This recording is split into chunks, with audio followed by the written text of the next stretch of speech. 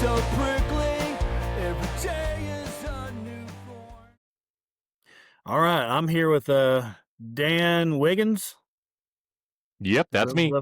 Today is I've been interacting with you on X.com, not to be confused with XXX.com. And the entire time I had no idea what your name was. So today I learned the first and last name, so I'm appreciative of that. No problem, man. You know, if for $39.95 a month, you can interact with me on xxx.com too. So Onlydans.com. that's onlydans.com. Exactly. I Well, should get Dan, that. you live in Las Vegas? Yes, I do. I live in Las Vegas. Been here for 3 years now. 3 years. Okay, my next question was, "Oh, you're from Las Vegas?" But that one just got answered. Where are you from? I'm originally from. Before you Go ahead. tell me, are you from the Midwest? No, Okay, where are you from? I I'm failed. originally from Seattle. Born and Okay. raised Seattle. Although those who are familiar with Seattle, Ballard represent. Woo! I didn't go to Ballard Yeah. High though. That's where I grew up. And when I hit 27, they kind of realized I don't drink coffee, so they said you have to get the hell out. Right. You don't belong And there. no, I don't belong there. So I started traveling. I moved to Europe for a couple of years, South America for a Interesting. few years, Australia for a year, Thailand for a year, and then settled into China for 7.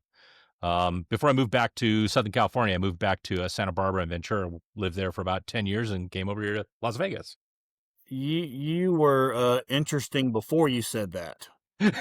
And now you might be too interesting, but we're going to roll with it anyway. What possessed you to move all over the freaking world?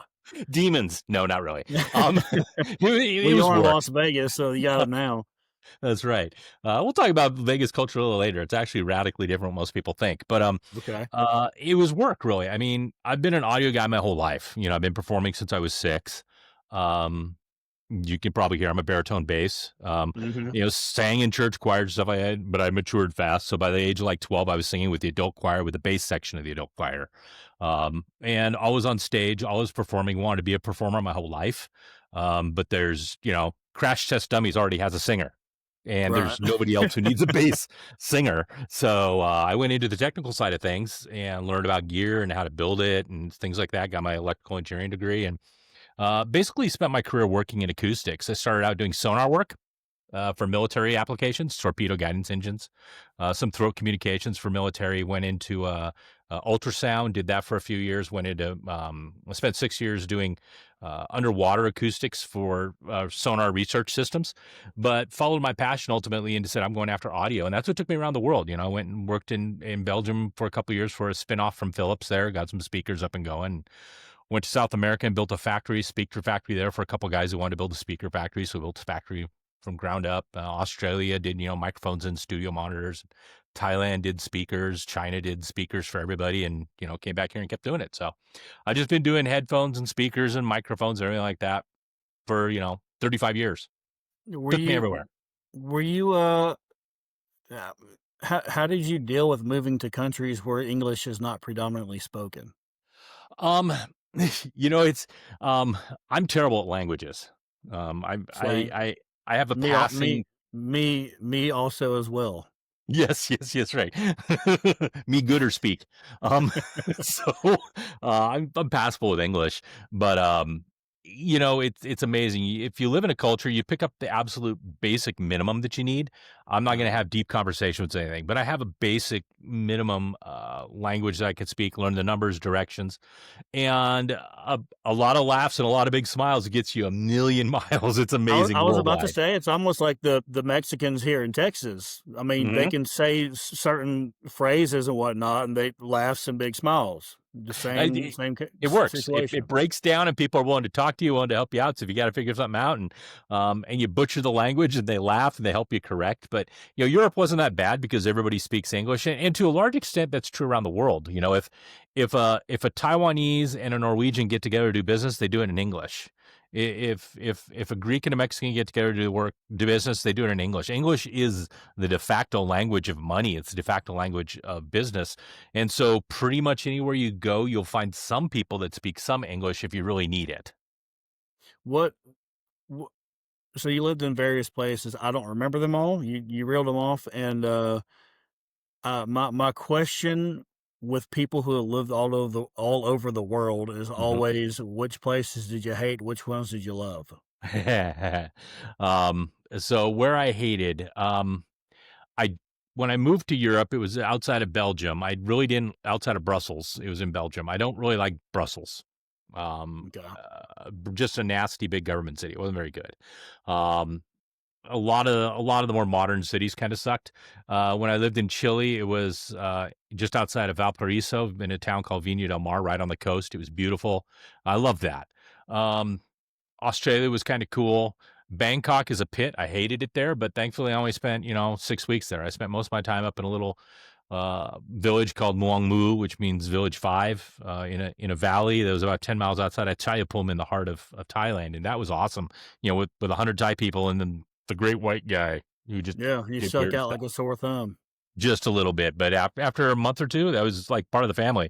They're like, "Come on over, we're having food," or, "Hey, can you go get this for me?" And you just like, it was just treated like family. Um, China was incredibly interesting, but very frustrating at the same time, Mhm. because of the culture and because of the number of people. And so, every 6, 7 weeks, I come back and decompress in the US for a couple weeks and go back and do it again.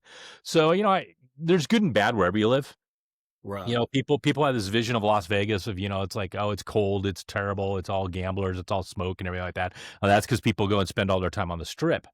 Um, Obviously Las Vegas it's 3 million people. It's a huge area and the strip is tiny. And on my commute from home to my office, it's about 20 miles each way. Um, Once or twice a week as I'm going, some of the back roads, I'll pass people riding their horses on the side of the road and they'll tip their hat and wave. And it's a friendly little Interesting. city just driving through a neighborhood, people you've never seen before walking their dog. They'll wave at you and you wave back to them. And people at grocery stores will say, "Hey, let me help you with that." And it's just, so it's like, it feels, if you're more than a mile outside of the strip or outside of certain areas in Las Vegas, 90% of Vegas, it feels like a town of like 20,000 people. It's just, there's 3 Right. million of us. So there's good and bad in every place, LA area really sucks. I hate LA. I hate that whole city part. Um, but you get down to Orange County, it's kind of nice. I lived outside of Ventura and it was amazing. It was all just really laid back and tiny, but in an hour I could be in the heart of Los Angeles. So, pockets everywhere. So you just got to find the right pockets that agree with you, and what you like and what you enjoy, and just kind of stick to those if you can. Nothing wrong with that. Well, as far as the international living goes, Mhm. and you could speak on this better than me, but it's my understanding based on the people who I've listened to who have traveled and lived abroad that there's a big misconception.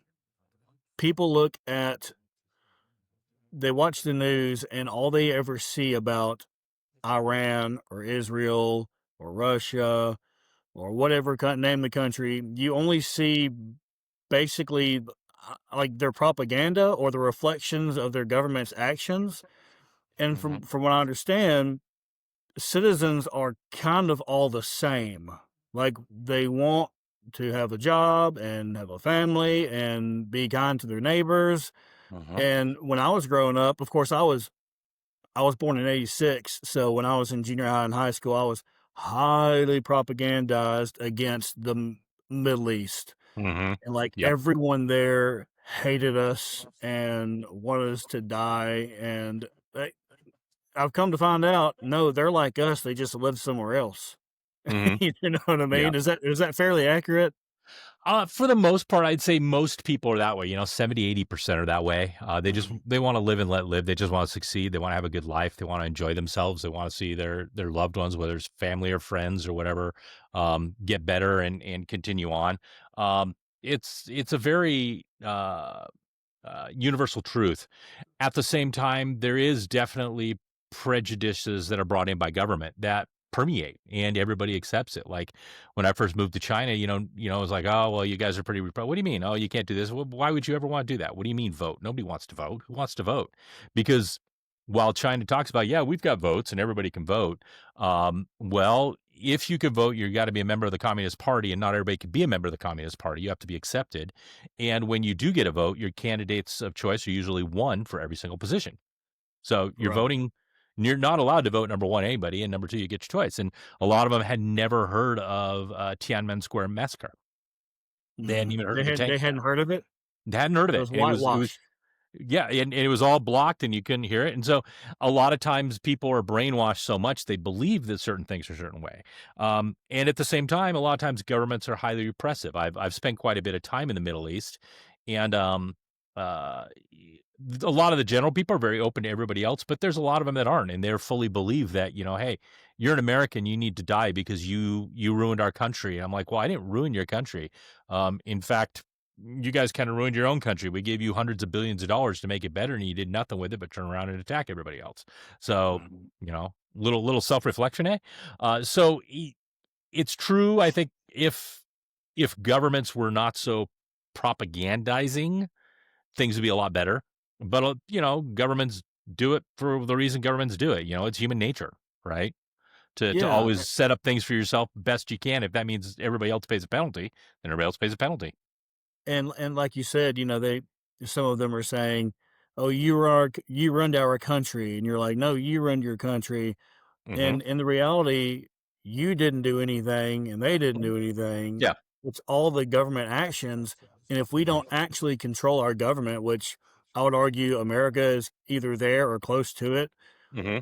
if that's the case, then none of us are doing anything. We're just watching the show unfold and hoping it works out for our side.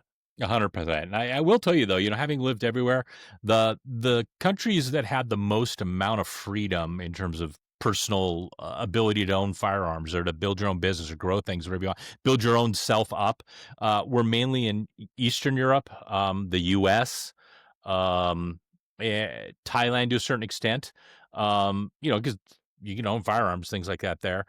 Chile to a certain extent. The other ones I've been to, I've been to 105 countries. Um, Wow. and yeah, the ones that have the most freedom are also the ones that tend to have the most active folks in terms of government and trying to control the politics, and Mhm. they have the most most turnover, shall we say, in political control and who runs them. Uh, so when a government starts to crack down and people start to just turn away some of their basic human rights, like the right to free speech, the right to self-defense, the right to self-determination, the right to build yourself economically, but it also means that you also get the penalty of failing economically.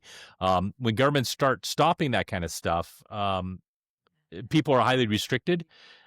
Freedoms are lost, and that's where I see you get much more polarization of the people as well, either because they don't know any better or because they're just afraid of their government. Like in North Korea, good luck saying, "Oh yeah, I don't think Kim is a smart guy at all." You're jailed, and then you're shot, and then your family's shot for just saying that Mhm. one phrase because it's just not tolerated. Whereas in South Korea, you can go rail against anybody you want; they don't care. Right. 'Cause they understand that's the price of being, a modern culture. So, a lot of it is, government's doing it, but it's the nature of government, it's the nature of people, I should say. And so the weaker the government, the less capable the government is to control a person, the more freedom everybody has, the better the culture tends to be.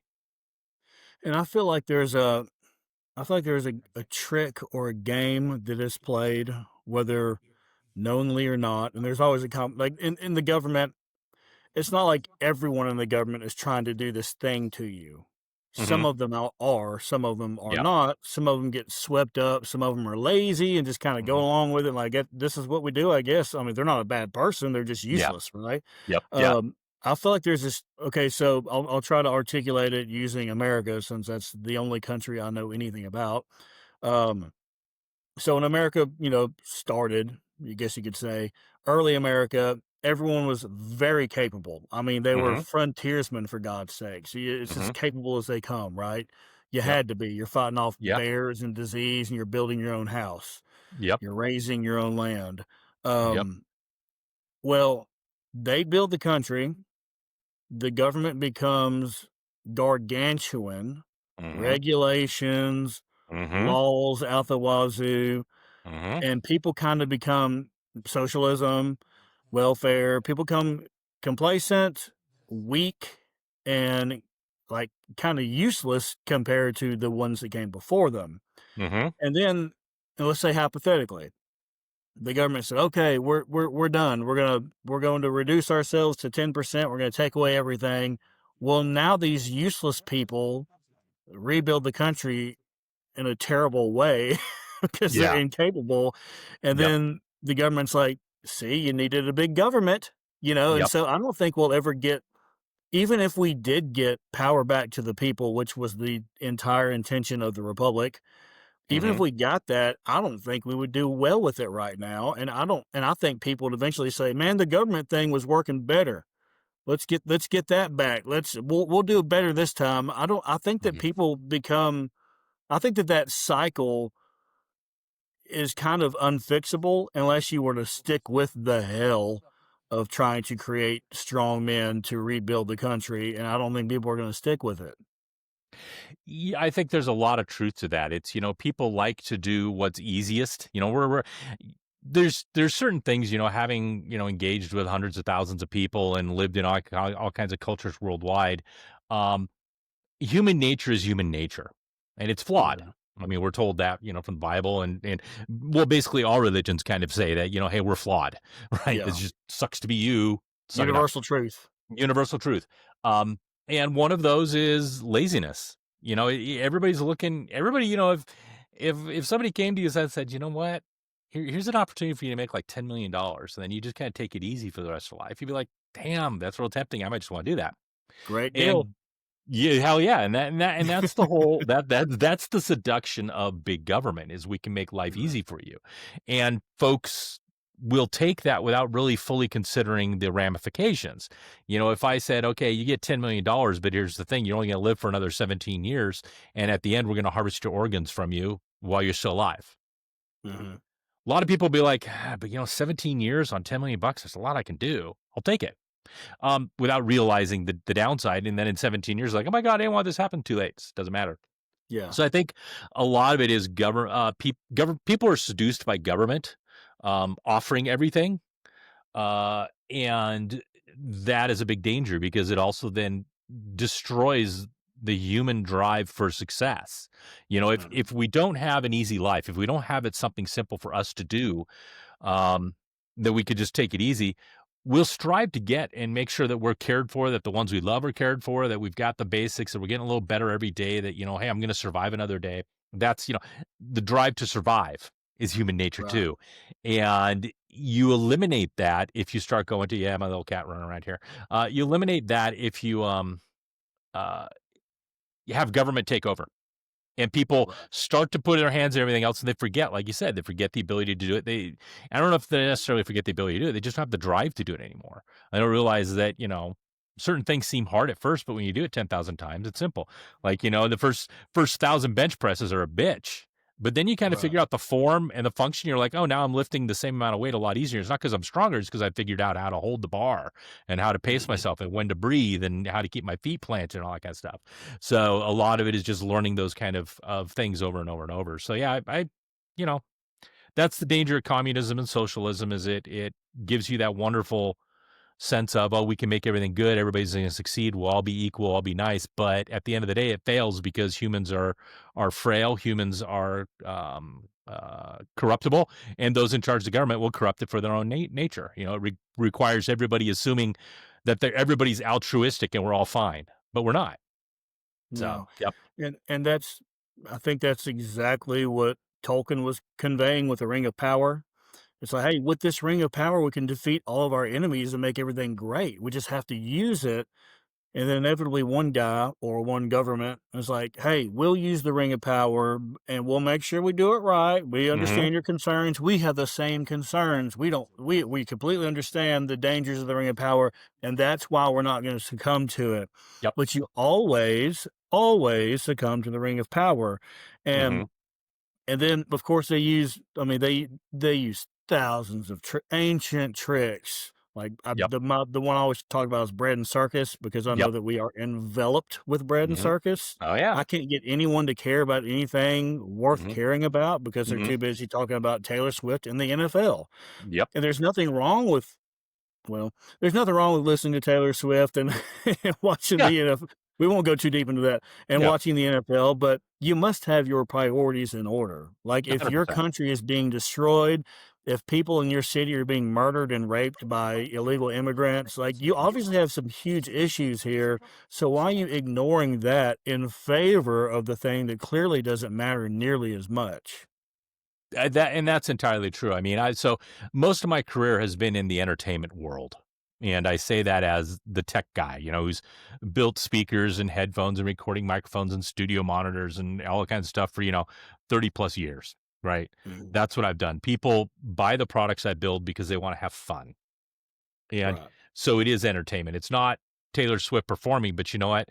I've designed studio monitors that have been used by top recording artists. And so they Mhm. make the music that people want.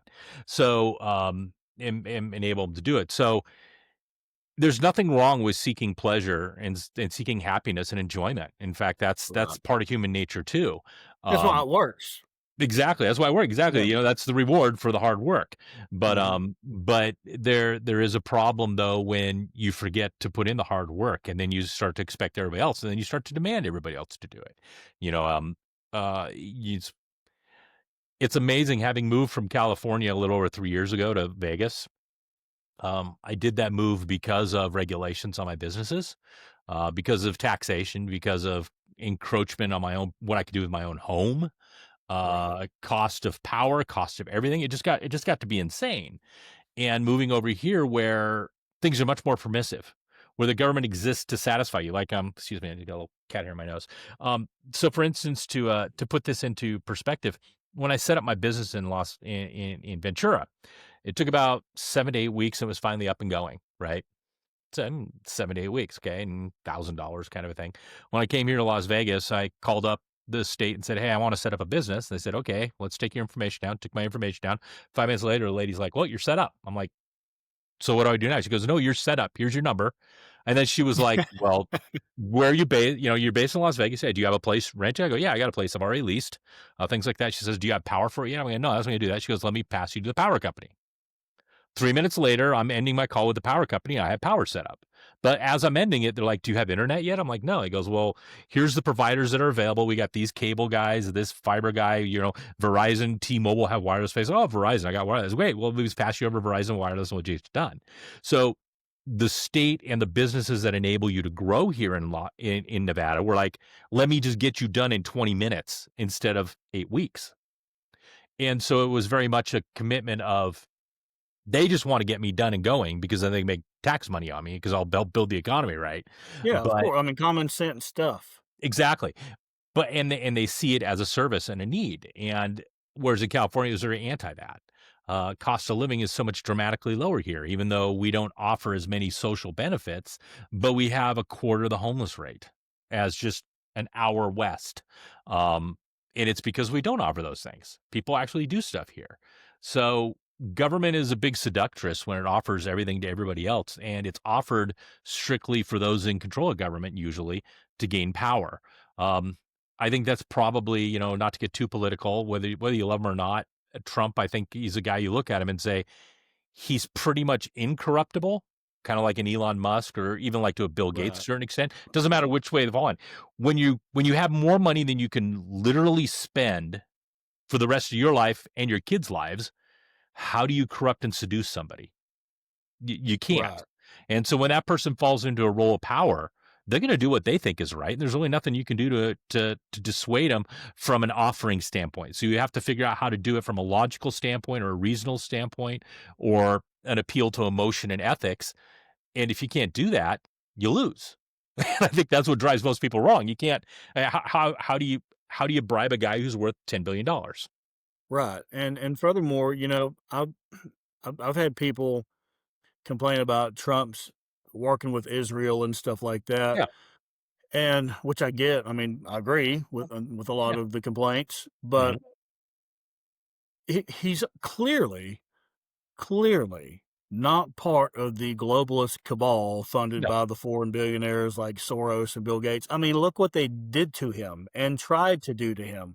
Yep. So he's not on their team. Mhm. And my theory is, uh, I think it's clear that he prides himself. He's written books about his ability to make deals. He's a deal maker. He Yep. loves it.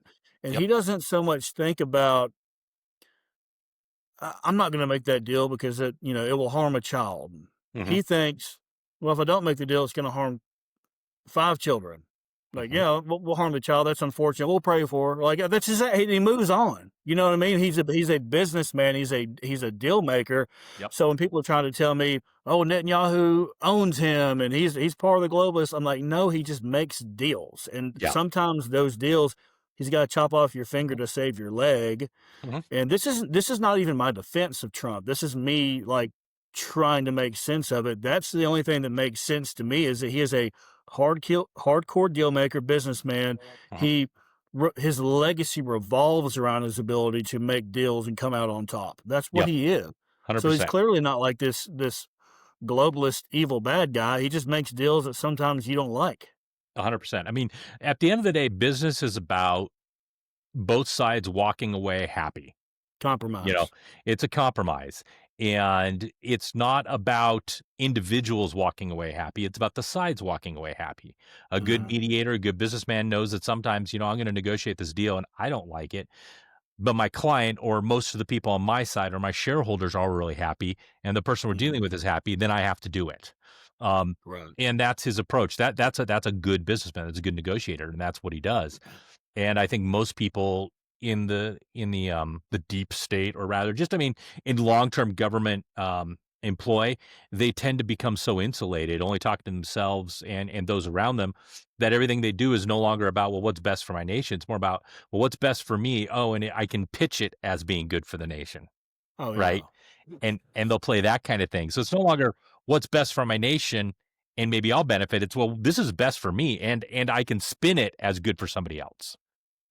Well, and I So, think, and of course, the one of the number one tools of I'll just call them tyrants, people like that, people that are liars, mhm. cheaters, trying to Yep. get what they want instead of what they're supposed to do for the people. Yep. Fear is a big thing, and Yeah. I think that that's like going back to the regulations thing. I Mhm. mean, anyone who's tried to start a business in California would probably tell you they hate regulations and wish there were no more regulations ever, no matter the cost. Yep. But I would assume Gavin Newsom, I haven't heard him like defending it, but I would assume him or someone like him would say, well, we want you to start businesses, but we want you to do it the right way. We want to make sure everything's safe, everything. And meanwhile, he's these regulations, these businesses you have to use to make sure everything's up to code. Those are his buddies who donate to his campaign. Yep. Like that's 100%. how it works. So I mean, what, how could you ever fix that other than educating people on the strategy that people like Gavin use? Mm. And that's the only way you can do it, and unfortunately, nobody will do that until you see a collapse of a system, and then everybody will look at it, the ruins, and say, "Well, why did it collapse?" And then it becomes obvious why it collapsed in the next generation. Mhm. It's that old thing of, soft times, good times create soft men create hard times create hard men create soft good times, right? Yep. It's that you have to let that cycle go. That's human nature. Um, and it's always easy to judge back instead of predict forward. So I think people are slowly seeing it, and more folks that I know of are leaving Las Vegas. Like in the neighborhood we moved to, my wife and I bought a house, and probably 20% of those around us and our friends, they moved from Las Vegas, moved from California. We didn't know them until we met them over here. But there's a Uh-huh. lot of folks who are leaving California just because they're just fed up with the taxes, fed up with the regulations, fed up with the ever increasing crime, fed up with the ever increasing homelessness, fed up with everything that goes on. And after a while, you're just like, Southern California, if you haven't lived near the beach, it's heaven. I mean, it's one of the best places you can be. I remember living there in Ventura. We would bitch if the temperature got above 80. We'd bitch if the temperature got below 60, and we bitched if it got drier than 20 degrees, 20%, and bitch if it got moister than 40%. I mean, and literally, so you had this little tiny window of the temperature, and days were always sunny for 320 days of the year. It was perfect. Mhm. The water is great. It's not cold. It's not hot. The sand is phenomenal. Go from beach to 9,000 feet in the course of an hour of a drive in mountains. It was just beautiful. But everything else about the government and a lot of the culture it was building around there just got worse and worse and worse. So people leave. I mean, I moved to the bloody desert. It's a monster change, but overall, it's better off. So you have to let things eventually collapse, and you can tell people it's going to collapse, but trying to hold it up is a Herculean task. It's kind of, you kind of got to go like John Galt. You got to say, you know what? I've tried. I warned you guys. I did my effort. I'm out. Go ahead and fail. Yeah. And when you fail, I'm not going to rub your nose in it. I'm not going to point it out and say you screwed things up. Um, I'm more than willing to come back and help and build. I'd love to move back there eventually someday if things got straightened out right. But that's what you got to do. But that's true with governments and cultures everywhere. Well, you're about to have the ultimate petri dish in New York City. Yes. And, you've got 2 different camps, Hmm. and I see and I actually I love when the right disagrees because that's what's supposed to happen, that you're Yeah. supposed to debate and talk about ideas. Yep. The left is just lockstep and like, Yep. y'all are clearly a cult. I don't care what y'all have to say other That's right. than, like, I can't believe people are saying that. But That's on the right. right, like the flag burning thing, there's lots of Mhm. disagreement. I love reading it. I love hearing that. Yep. But, some people on the right, they're like, New York City is an American treasure. Like that's Hmm. our shining Yep. beacon. It's in the annals of history of one of the great cities, and we Yeah. did that. It's an Mhm. American thing. We need to do everything we can to save it from Mamdani. And then you got other people like I think Matt Walsh. Mhm. Um, he's like, yeah, let them fail. Mhm. Let's watch the train wreck, watch their lives be destroyed, watch them tear down this great city. I don't know if he said this or not, but Yeah. let's watch it happen, let it happen, and then everyone can see that. Mhm. And my thing is, whenever I try to think about how the left will counter it, I feel like they're just going to say something like, well, we failed because the federal government didn't help us out when we needed it, which is a stupid Yeah. excuse. Like me and you would be like, oh, shut, you don't need that. You're Yeah. not supposed to need that. Yeah. Yep. But once they say that excuse with their pretty faces and their ties on their propaganda news networks looking really official, like this guy, that's who I listen to, they're just going to listen to it. And they're Yeah. going to be like, yeah, that's true. Trump sabotaged New York City or whoever, JD Vance, whoever's going to be in charge of that while it's going into the dump. Yep. I don't know the solution to any of these problems as long as this type of propaganda is happening, and I don't think you can stop that type of propaganda from happening. No. Yeah. I think it was. I don't remember who said. I think it was Mark Twain who said, it's easier to convince a right man that he's wrong than a wrong man that he's right. Yeah, So, that's a good um, quote. people will buy into their lies and they'll justify it. And you know, it, in a way, I think it's a blessing that I'm an engineer. I got a good mind for it. I'm a great designer, things like that. But I have the ability to own up to my own failures because at the end of the Mhm, day, it's who I was from an early age. I judge myself based upon the results.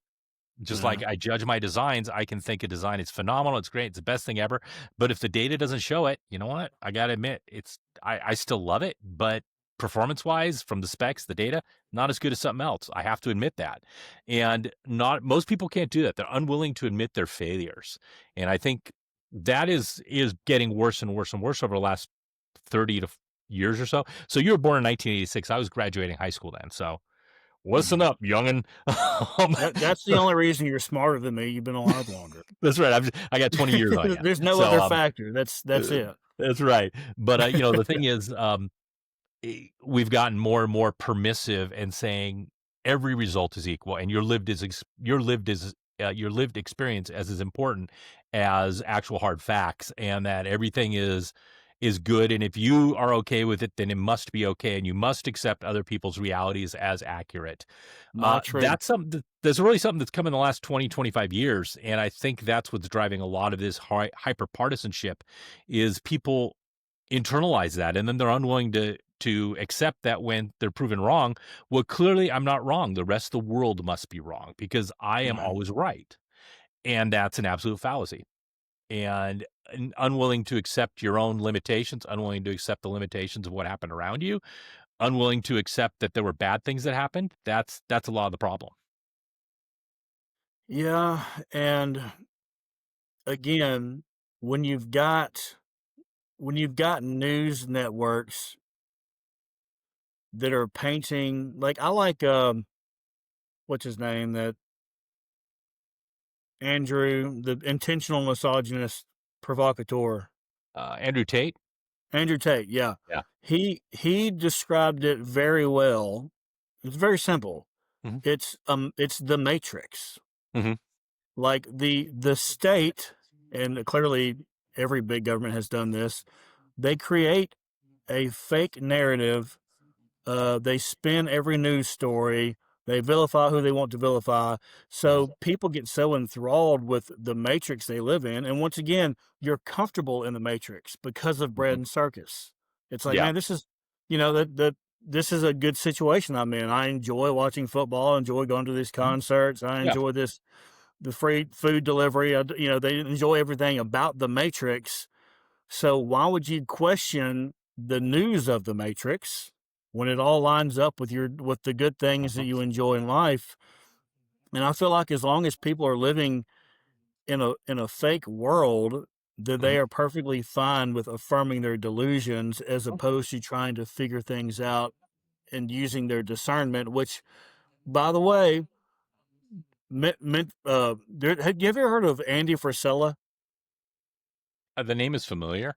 He's a real brash guy, but he's a great American. He started that Mhm. company First Form. He's got a podcast. Okay. He's a very impressive American. Mhm. He talks about how people will people will basically not try for a very, very long time. And then when they do try, let's just put it with like weight loss. It's a very common Mhm. issue in America, Yeah. right? Yep. People like, okay, I'm 300 pounds. This is it. This is the year. I'm gonna lose weight. I'm gonna get Mhm. down to 230, back to my Mhm. playing weight. And they fail, and then they assume they cannot do it. But Yeah. what he describes is mental toughness is no different than your muscles. You have Mhm. to work it out or Yep. it will atrophy.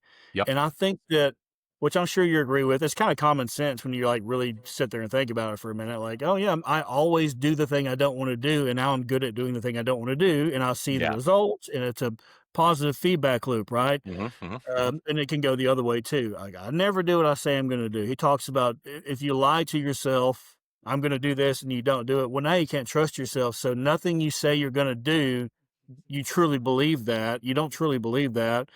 And I think that discernment is the same way.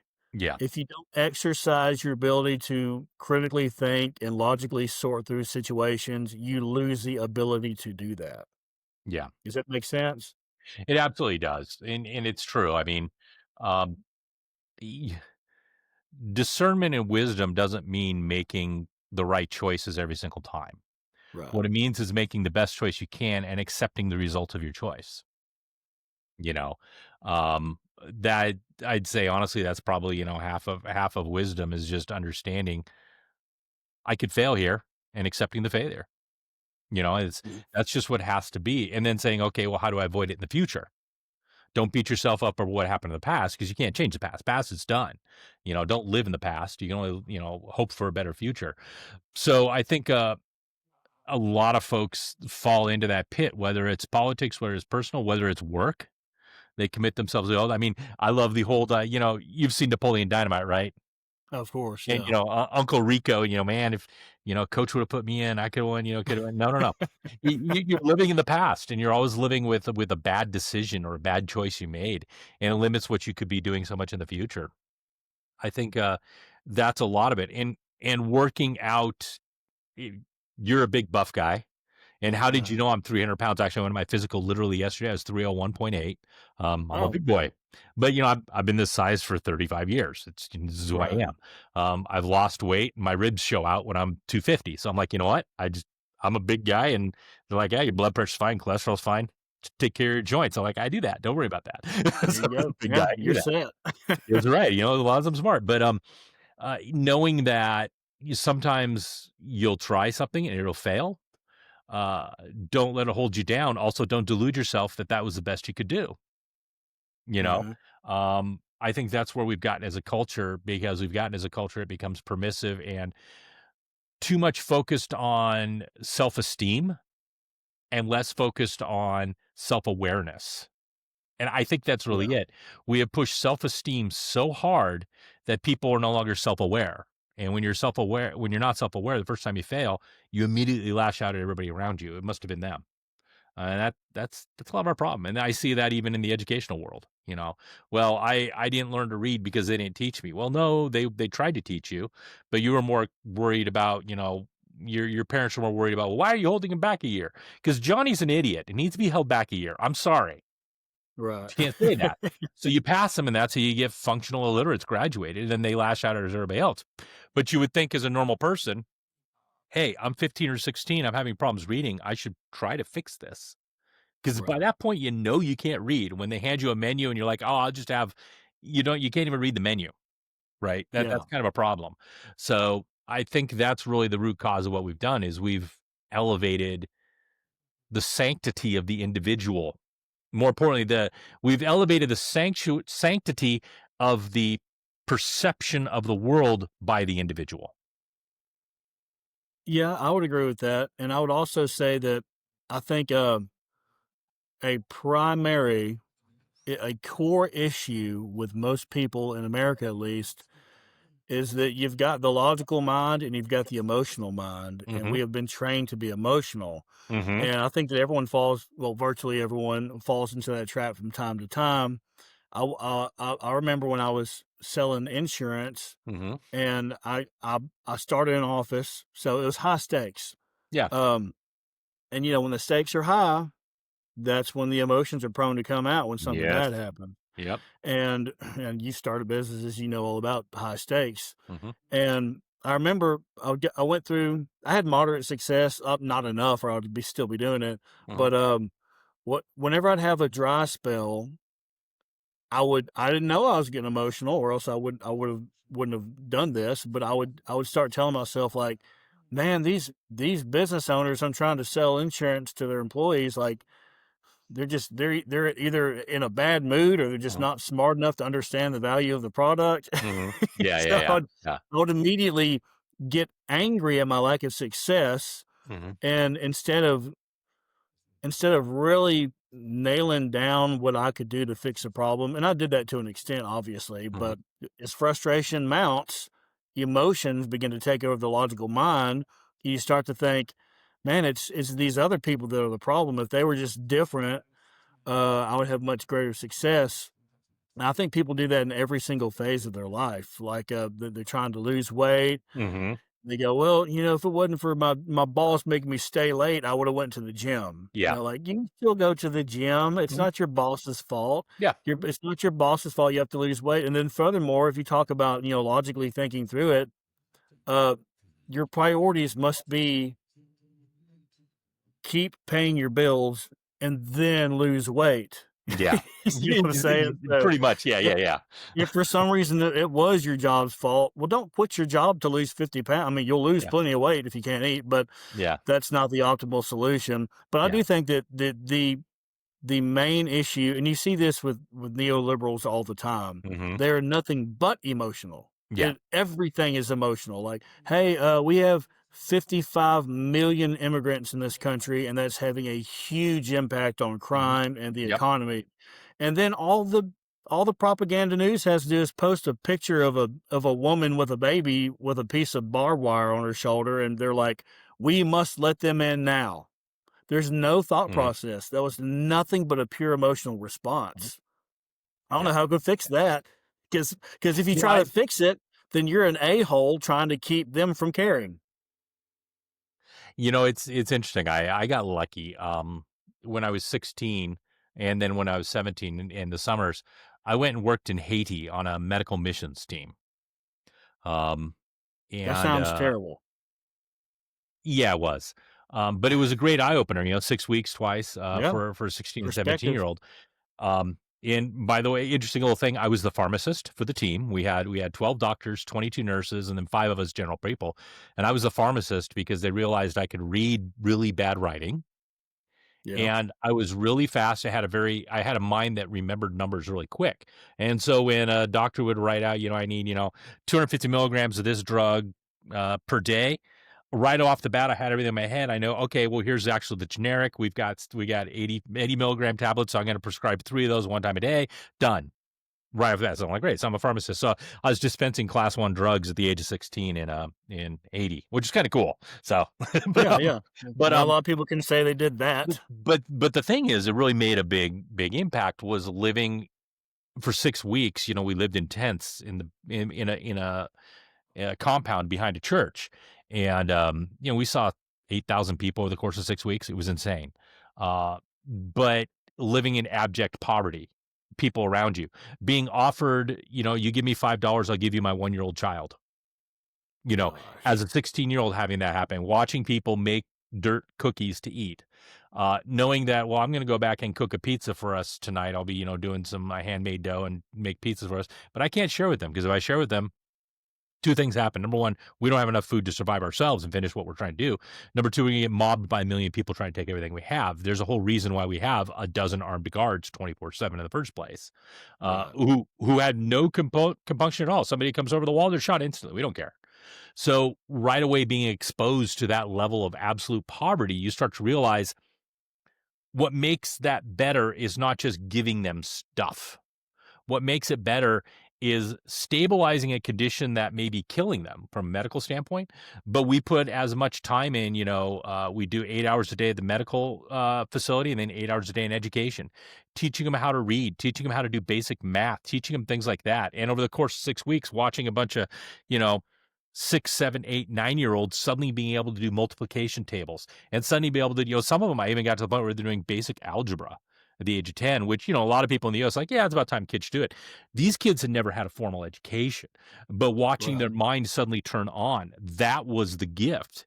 They didn't need a handout. They really needed somebody just to look at them and say, I need help. And it's more than just giving me food. It's about Yeah. helping me understand how the world works better, how I can actually Well, start it's to think with my logical side and not just my emotional or my instinctual side. it's like the old adage, give a man a fish to feed him for a day, teach a man to fish, he can feed himself. That's You know, right. so Yeah. you and I feel like that's another an issue with charities. Hmm. It's like, well, let's just keep giving them stuff so that we can keep having a charity. You know, Yeah. if you could fix the problem, and that goes back to socialism, right? Uh-huh. Like they're voting for us because we're giving them stuff, Uh-huh. and if someone else offers a solution to where we don't have to give them stuff anymore, then we're not going to get voted for anymore. So Exactly. why would you try to fix the problem when that would put you out of business? 100%. And that gets back to that selfishness of I see myself not as a servant of others, but I see them as tools to be used to improve myself. So I've started businesses. Some of them have failed. Some are succeeding. Some of them are kind of still kind of, we don't know because they're still going. Yeah. Um, and I've hired a lot of teams. I've built a lot of teams, and leadership to me is something I think that a lot of folks don't realize, which is my job as a leader is to cast vision, to say, this is our Mhm. goal. That's the shining city up on the hill that we're going to go and storm and take. That's our Yeah. goal. That's our vision. Here's an idea I have about to get there, and getting everybody enthused about that. And then turning to everybody and saying, I'm your bitch. What do you need? Yeah. And I did that to the point, even like when I set up the factory in China, you know, not in China, in Chile, um, literally went and bought a chunk of land with these guys. We built a building with these guys. We hired a team. We brought in all the equipment, everything like that, started training people. And the whole idea was to say, this is how we're going to do this, what we're going to do. This is our goals, our daily goals, our work week goals, everything like that. But everybody in the company knew from the top down that, you know, my name's one of the three founders of this thing, right? I'm the Mhm. CTO. I'm in charge of all the production, all the technology. I am the man when it comes to everybody on the floor, their job. But at the same time, they could come and ask me anything they need, and I will help them no matter what it took. To the point where I set up, and I did this in my own factories in Seattle. Um, every Friday at noon, we'd have a big company picnic or lunch or whatever. We'd all spend, you know, an hour eating and talking and socializing. We spent an hour telling each other what we had done, either in groups or as a whole. And then we clean the building from top to bottom because manufacturing gets really dirty. And I always took the role of I'm cleaning the toilets. My job is to clean the shitters. My job Mhm. as the man at the top is to do the worst job possible. And it's because I am your servant ultimately. And leaderships has to have a servant attitude. Otherwise, you can't be a leader. If you don't have a servant attitude as a leader, you're simply a grifter. You're simply, a robber. You're doing it for yourself. I think that's what drives people nuts about Trump when they look at him doing these deals together. It's like, well, what's he getting for it? He must be getting something for it. No, he sees it as his job to, what can I do so people stop killing each other and stop wasting resources? I'm Mhm. not going to And it benefit from it. In fact, I'm probably going to lose benefits from it. But and people do it. they talk they speak ill of him because of his ego, Yeah. but it's his ego that drives what he does get from it, which is his legacy. Yeah. Like, that is ego driven. I want to be the greatest president. I want to be the greatest American. Like you said, he's got everything he wants and needs. He's even got a beautiful family. Like, he's Yeah. got all the stuff. He's Yeah. got power. He's got money. He's got books. He's got family. Mhm. He wants to have the best possible legacy. So if you want to call Trump selfish, well, that's what he wants. Yeah. He's not trying to make more money. He's not Mhm. trying to screw anybody over, to screw them over as a power play. Mhm. It's all about trying to secure, and this is in addition to actually caring. Yeah. I'm talking about it from a selfish standpoint. Mhm. What he gets is he gets people to praise his name when he's gone. Yep. That's what he wants. He likes that. Yeah. Yep. So I think that's a lot better than having a president who's trying to get rich, you Mhm. know? There's a lot of people don't understand the difference between confidence and arrogance. Mhm. He's very confident. I'm very confident. When people come up and say, well, how do you know audio? I can look at anybody and say, I'm probably one of 3 people on the face of the earth that can legitimately claim, if you have listened to live or recorded music anywhere on the world, you have heard my work, and I guarantee it. That's amazing.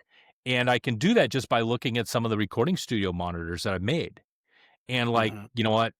The Event Opal, regarded as one of the finest two-way recording studios monitors ever made. It won 3 from 3 different magazines. It won Monitor of the Decade, best monitor ever. And that was used Mhm. to mix close to 8 I mean, it mixed thousands of albums and sold 900 million total records worldwide. I mean, for Wow. crying out loud, some of the Adele songs were mixed on Event Opal monitors, which means my work, if you've listened to Adele, you've heard my work, right? So Yeah. that's not me being egotistical. That's me being confident and saying, I'm good enough to do that kind of stuff. And people hire me because I can do that. What is egotistical or arrogant is me saying, well, I could do it and you never can. Yeah, Confidence yeah. is me saying, I can do it now. Leadership is me saying, I want to teach you how to do it even better. Arrogance is, well, I can do it and you can't, so stay away from me. Yeah. And a lot of folks don't understand that second half. They just look at the first part saying, well, look at what he can do. He's talking about what he can do. Yeah, but he's also saying about why he's doing it and how it's going to help everybody else. And it's going to allow others to do the same thing. He talks about, I'm going to make the economy better. It's going to be the best economy ever. I got the best economy ever because I want people to succeed in America.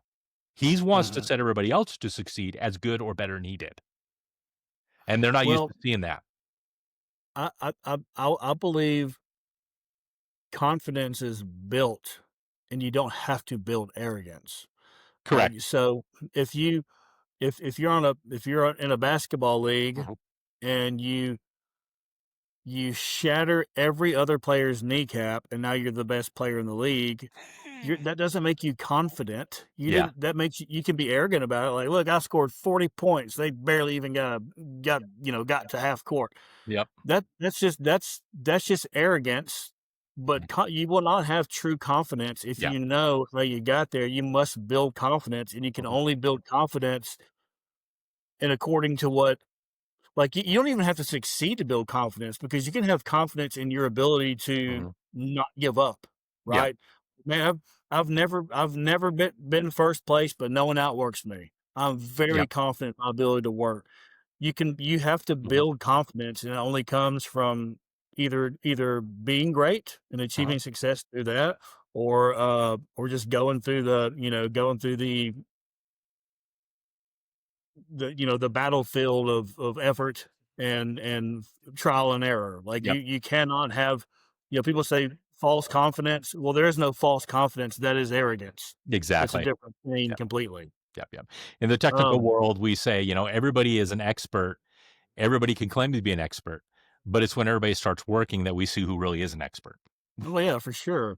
And speaking of working, I spent about 15 minutes Uh-huh. trying to figure out what I was looking at when I opened up the earbuds you sent me, but eventually I figured it out.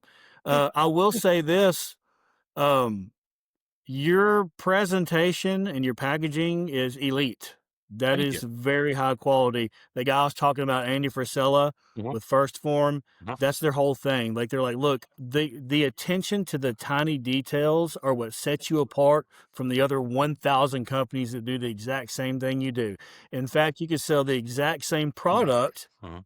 Everyone could sell the exact same product, and guess who's going to sell the most? The ones who pay attention to the details. Yeah. Thanks. So I was really impressed just by the presentation of it, Thanks. and, the sound quality was excellent. I don't I'm not an earbud user. When I Yeah. work out, I listen to people grunting and metal hitting the floor because that's my thing. I like to think, you know? Yep. Yep.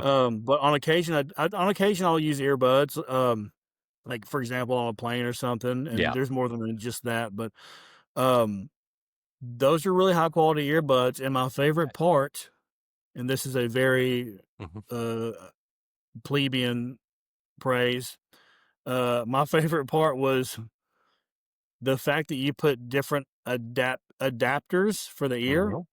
because my number one complaint with every pair of earbuds I've ever tried, I've probably tried 10 different earbuds, Mhm. is they fall out of my freaking ear. Yeah. And I put yours in, as is, Mhm. opened it up, figured it out, plugged everything in, put it in my ears, it started to fall out. I'm like, damn, again, I'm never gonna get past this. And I saw that bag of all the adapters in there. I'm like, I have a chance here. Yep. And I took it off and put on some other ones, and I'll be damned, first earbuds I've ever had that stayed in my ear. There you So go. that alone makes those the greatest earbuds I've ever used in my entire life. Awesome. We get a lot of people who had denigrated us because like our packaging is not high end. It's not like Apple-esque or Samsung, and that we use very pedestrian materials. And I always tell people, look, my approach to packaging is that it's essentially expensive garbage. Yeah. Literally, I mean, it's the whole purpose of packaging is to make sure that what I'm delivering to a customer, delivering to a person, survives the trip from me to them. Uh-huh. And if it does that, it succeeded. Why would I spend a penny more on a paper bag at a grocery store because it looks nice or it has a cushioned handle when I'm just going to throw it away? So Right. that's the whole point. So we put all our effort into everything that matters, like the earbuds, even to the point of, making sure, I don't know if you felt them, but they're super lightweight, right? Yeah, they are. And I've spent a lot of time in hearing aid world. I've actually have a hearing aid startup going now. We can talk a little about that later if you want to. Um, Weight is the number one driver of discomfort. And so making this as Makes light as sense. possible makes it more comfortable. Um, the shape is like, well, it doesn't look fancy. It's like, yeah, but this is the shape that hearing aids are made. This is the shape that is most comfortable for people to wear to 8, It's 10, 12 hours a ergonomically day. superior. Exactly. Ergonomic experience, comfortable. All the different tips. We offer the tips that cover everybody's ear canal sizes, like you talked about Uh-huh. the little adapters on purpose. We make our own. We mold these ourselves. Paid for the tooling, mold them ourselves, and we don't cheap out. We use Dow Corning medical grade materials for a reason because they hold up, they feel better, and they don't irritate you. So every little thing we did, we worked out to the nth degree to make it a great product. I mean, even the plastic. This is a custom blended plastic nobody else uses. It's a Triton 1701 TF, 1501 TF that nobody else uses. Acoustically, it's superior to ABS and polycarbonate. And I actually have a research paper that was presented at some big conferences, material science conferences about that, about the acoustical properties of plastics. So we sweat the details that matter and we ignore those that don't. And as a result, it makes it hard for a consumer product to be accepted by the masses because they're used to being wowed and they want the bread and circuses. But Uh-huh. one of the cool things is I got an email 3 months ago from a gentleman who reviewed our products in 2017. I mean, it's like 7 years ago, 8 years ago, right? And of course, he had them and things like that. Well, one of them had busted. He got back to me and said, "Hey, can I get it replaced? Because these are my daily drivers." And so I replaced it for him, above warranty because, he's a nice reviewer. But to stop and think that a guy who probably has reviewed 3,000 headphones between the time I gave him those and today, and he wants these replaced because this is what he uses daily. That says everything you need to know. To me, that's the win. It's like, okay, yeah, you know what? They look pedestrian. They don't look flashy. They don't look fancy. They don't have the latest G Whiz things. They don't have the super fancy cables. They don't have, but you know what? They're insanely comfortable. They sound great. That's all that matters. It does the job. right? It's like people who go on it and Yeah. buy, well, I've got to have the latest little barbell clamp to hold the weights on, and I got to make sure it's covered with that. I have especially, you know what? At the end of the day, as long as the clamp holds the weight on, it's done. It doesn't matter how trendy it is, it doesn't matter what color it is. It's got one Right. purpose. If it does the purpose, done. It's done. And I don't want to get too technical Mhm, because people hate that, but I genuinely am curious about this question. In the physical therapy world, mhm. we have assistive devices. You've got Yes. crutches, you've got walkers, Mhm. rollators, you got all Yep. sorts of stuff. Yep. Um, I always tell my patients when they're asking, "Is this should I use this or this? What do I use?" I tell them there is a spectrum. Mhm. There's two sides. You must sacrifice one to get the other, but Mhm. you don't have to go all the way. Yep. That's why we got so many different ones. I said Mhm. the standard walker, like the typical old man in the Yep. cartoon, pick it up and move it, pick it Yep. up and move it, no Yep. wheels. Yeah. That is on the stability end. That's the most stability, Yep. but it's not very mobile. You can't just pick it up and throw it over your shoulder. Yeah. You might have trouble getting it into your car. It's just difficult and clunky to move. And on the other end of the spectrum is mobility, Mhm. and that is your straight cane, a stick. Yep. Like I got the stick, it gives me a little balance. Mhm. So, but that cane, that's not very stable. That's not doing a whole lot for you. It does. You might not need a whole lot. Exactly. So, if you just need a little something for your balance, maybe you get lightheaded, you need like a third leg, LOL, third leg right there to help you balance a little bit. Excuse me while I work Then, this out. yeah, yeah. I mean, how many third legs do I need, doctor? Um, but anyway, so like if you only need a little bit of stability, don't make a standard walker what you use. Yeah. You're wasting energy. It's Mhm. very inconvenient. It doesn't make sense. Mhm. So you got that spectrum of things. So my question is, when you're designing earbuds, Mhm. what is the challenge? What must you sacrifice to get to the other thing? I'm sure Mhm. you understand the nature of the Yeah, yeah, question at yeah. this point. I mean, to me, it boils down to basically, I've got certain principles that we live by. The number one principle for headphones is it's got to be comfortable. Yeah. And by comfort, I mean, is it something that I or others trusted people around me would wear on a flight from Los Angeles to Hong Kong, 14 hours? Right. If it's not comfortable, I don't care how great it sounds. I don't care how great it looks. I don't care what it does for you. You're not going to wear it. No, You you know? got to take it out for a break from the discomfort. Exactly, exactly. So I shattered my wrist about exactly a year ago, actually, on a motorcycle accident. And I got a big old titanium plate in here with 18 screws, but it's all perfectly fine and everything like that. So physical Yeah. therapy was my world for a couple months, and they realized, There you go. dude, you did in 6 weeks what's supposed to take like 8 months. Go away, we're done with you. But they had a couple different, soft casts they put on me and things like that. And I went through three of them until I said, no, this is the comfortable one. I'll use this one because the other ones I was constantly loosening them and taking them off because they weren't comfortable. And it wasn't doing the job.